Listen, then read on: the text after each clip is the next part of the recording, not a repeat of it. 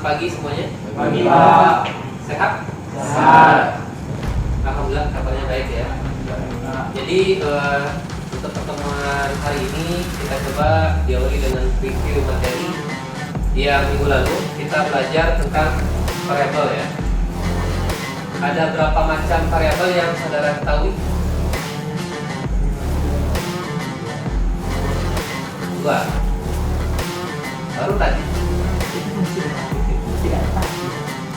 Ya, data atau variabel itu sama.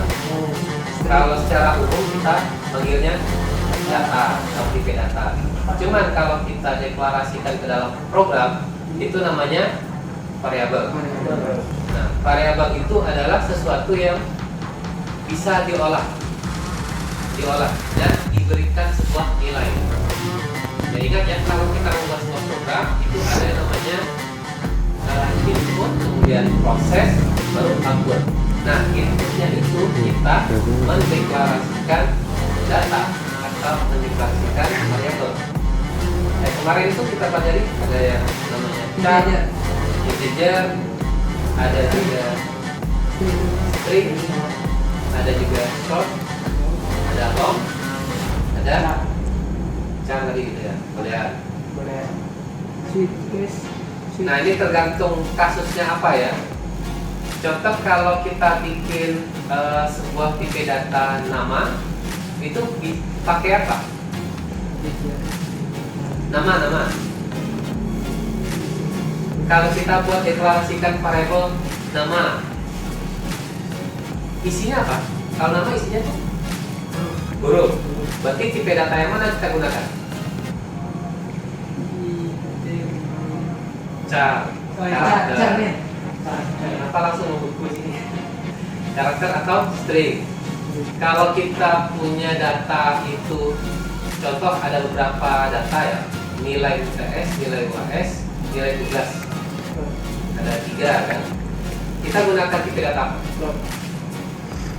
float. Nah, bisa jadi float. Kenapa harus float? Nah, karena angkanya bisa pecahan. Kalau ini lebih simpel lagi. Kalau apa namanya? Nilai yudisium. Nilainya aja lah. Nilai lembar hasil studi saudara. Tipe datanya itu kan ada yang A, B, C, D. Berarti kita deklarasinya kan sebagai char. Kalau B plus, B min itu apa? Char juga. Oke, nah tergantung nanti kita ngolahnya mau apa, nilai apa yang kita harus hasilkan.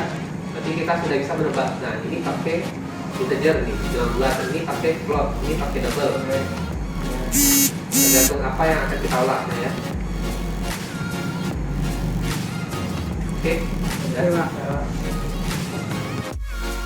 Jadi Bapak ada rencana yang Bapak jelaskan tadi. Jadi pembelajaran kita nanti akan Bapak coba Bapak kondisikan berbasis project. Artinya apa? Saudara di sini ketua ya, jadi coba tolong buat kelompok-kelompok kecil. Karena totalnya berapa? Di sini 11. Dibagi satu kelompok ada 3 orang atau 2. Nah, kelompok-kelompok kecil tersebut silakan nanti kerja sama, bikin satu project. Jadi gini, dari pertemuan hari ini sampai sebelum UTS, saudara pilih satu project yang menggambarkan keseharian saudara. Mungkin bisa didekatkan dengan jurusan yang saudara ambil, teknik elektro. Proyeknya apa? Contoh membuat sebuah kalkulator sederhana. Nah, saudara harus, harus banyak-banyak membaca referensi.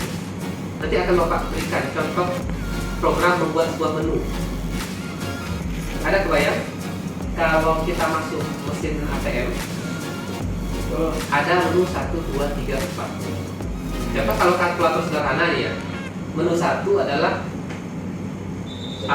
penambahan. Menu 2 pengurangan. 3 kalian bagian. Nah itu. Kalau kita input 1 berarti dia pergi ke menu 1 penambahan.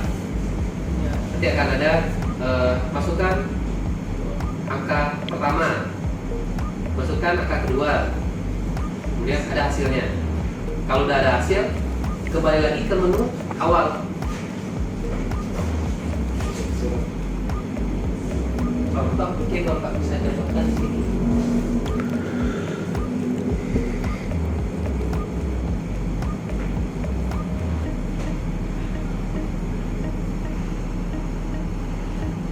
Di Google Classroom ada Pak? Nggak ada Pak. Gimana? Di Google Classroom ada Pak? Belum ada. Belum. Nah, ini ada kelihatan. Ini Bapak close aja dulu.